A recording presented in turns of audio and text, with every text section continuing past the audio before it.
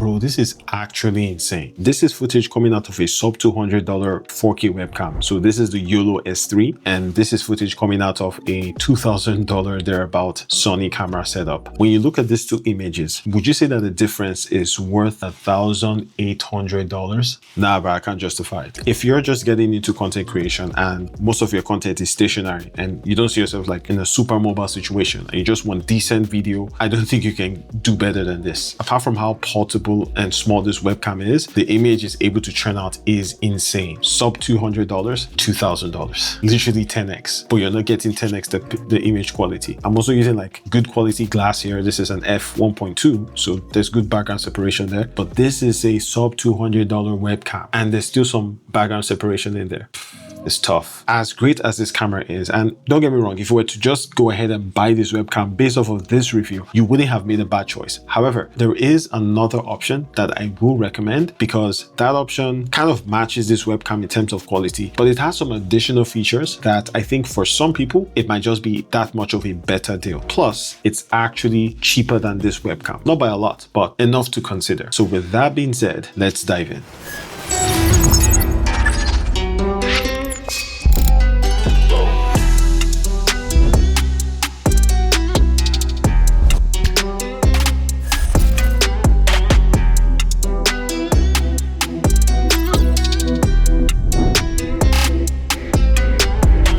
Give a quick disclaimer that this Yolo S3 was sent out to me by Yolo, but they literally do not care about this video. Like, just like do whatever you want, they don't even care. So my opinion is 100% mine. With that being said, let's get back to the video. What are we actually dealing with here? This is a 4K web camera that is mostly for streaming first, but by extension can be used on web calls and how you typically use a webcam. But this can genuinely also be like your A-roll camera or maybe like an alternative camera, depending on whatever you've got going on in your setup. Now, in terms of features, this is a 1/1.3-inch CMOS sensor. It's got an aperture size of f1.85 and it can record in like MJPEG, MP4, NV12, YU, Y2. I mean, the only codec that I care about is H.264. Now, this will do 4K at 25 frames per second and 30 frames per second. That's the most it can do in 4K. If you go down to 1080p, you can also do 60 frames, 50 frames, 30 frames per second, and 25 frames per second. And it can go as low as 720p. So I'm recording this scene to showcase to you how dark the scene actually is. The only light here is just that tiny one there and what is coming from the screen. There's literally two black bars. I'm shooting wide open at f1.8 and you can see the image coming out of the camera here. I think this just really gives you perspective as to how good the low light performance is. If you're using this in a dark scene where all of the light is just coming from your monitor screen, you can still boost the ISO even more if you needed it. Sure, there'll be some noise in the footage, but I think it's doing a really good job with all things considered. Let's get back to the video. Bonus tip, if you're on a Mac computer, especially any of the Apple Silicon, you're able to add portrait effects and studio lighting, which drastically improves the image. However, you're not going to be able to apply those effects at 4K. Doesn't matter what type of Mac computer you have, even like a Mac. So it's not necessarily a processing bottleneck, it's just a software bottleneck. Hopefully Apple at some point does an update where you can apply those features in 4K. I digress. What makes the footage out of this camera particularly unique and really good compared to all of your cameras I've had? You know, there's just this thing when you look at webcam footage, like you just know it's a webcam. There's just a certain look. This web camera doesn't really have that type of web camera-y type of look, if that makes sense. The details are preserved in a way that you typically only see on mirrorless cameras or like an APS-C camera. Now let's talk about the design of the webcam itself. The materials are solid. It's very dense, it's very solid, good build quality. This one does come with this thing, it's just made of silicone. You can just put that over the screen,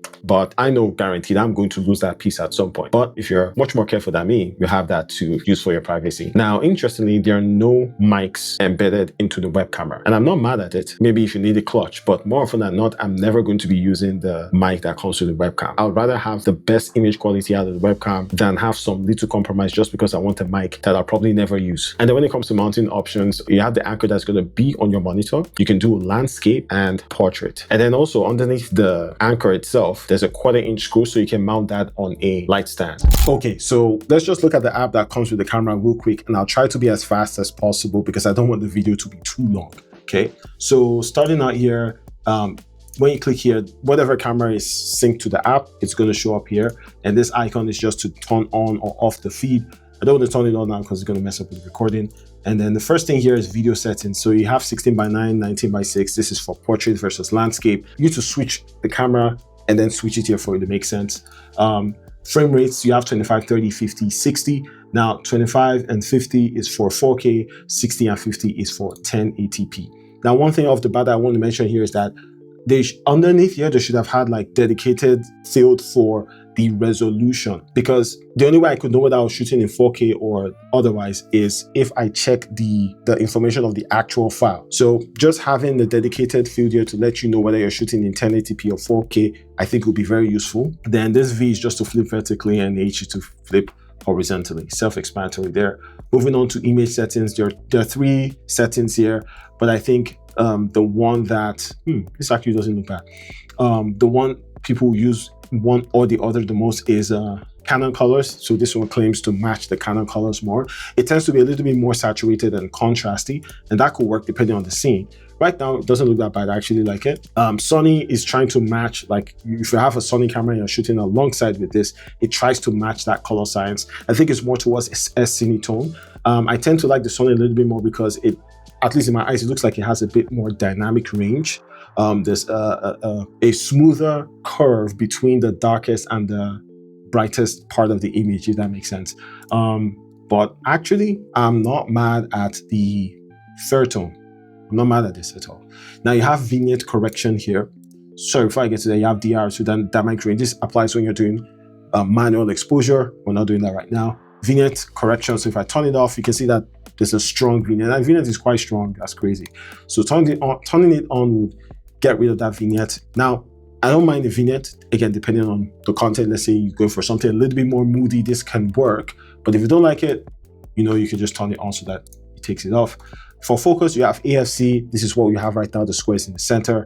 You have AFS, where you have to click for it to focus on that particular spot.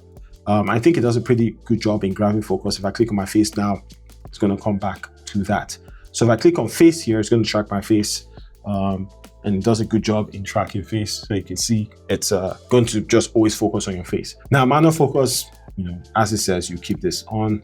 Now, one thing still on the matter of focus, just see how fast it grabs focus. It's very fast and reliable, right?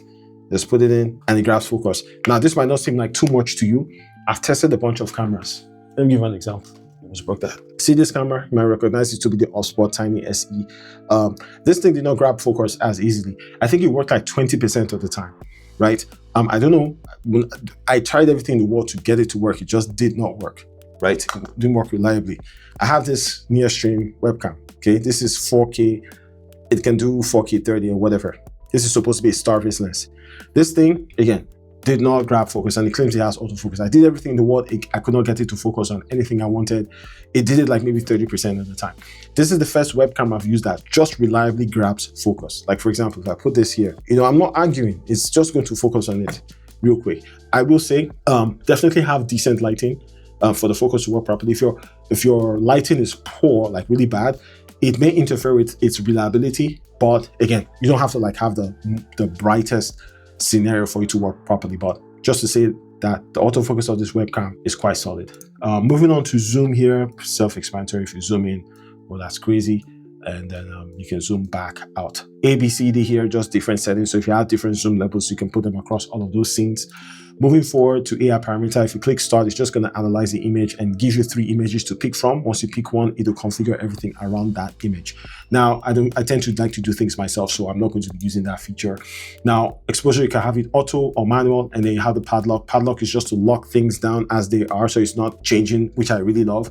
If you go to manual, obviously you can change things, you know, as you like, change the shutter speed and stuff like that, or you can just go back to auto. I've kept things the way they are. I like how it looks right now. Same thing you can do with white balance. If you go to manual, you can change things. If you go to auto, this is how they're going to be. If you open it up, it'll start changing based off of what it's saying. So generally, I like to lock it. Once you see something that you like, lock it in.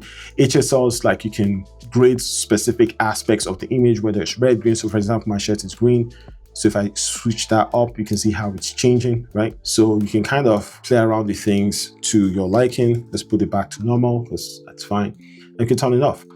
So yeah, that's pretty much on this first page. Next thing is color, which is kind of like being able to color grade the image. So if I go to fast, which is where it will default to. You have the dropper thing. Click on my cap, for example. You can then kind of change things around that. And if you can always reset those settings. Okay. I don't think this is something I'll use too much, but anyways, now if you like everything you've set up, you can just click save scene. So we can just do test 111 and you can confirm you've saved that scene. So anytime you come in, if it's a static thing, you can always just come back here to scenes and click on what you selected. I love that feature as well. Now, the other one is you have lighting. So if you have lights that are with this company, you can sync it up with the app and you can control the lights here rather than reaching to connect those lights and stuff like that. And here, this is just camera information. So yeah, that's pretty much it in regards to the app. Overall, I think this is a good app. Let's move on to the next section. Okay, so as I round up this video and give my final thoughts on this webcam, I did say there might be an option that may be slightly better than this. And that option would be the Hollyland Lyra webcam. Now, it's 4K as well, very similar form factor, pretty much all of the features this particular webcam has. But in addition, it comes with a wireless microphone. So if you don't already have a microphone and you wanted to get a webcam and make sure that your audio was good, that might be a better option. I think the price difference is around maybe $30 to $40 between both of these webcams. But with that being said, I think that pretty much wraps up this video. Again, the proof is in the pudding, right? The image, I think, is really superb. Any questions you may have, just put them in the comment section. I'll try my best to answer all of them. If there are questions about the webcam that I didn't go over, I'll be sure to go over them in the comment section. With that being said, take care and I'll catch you in the next one.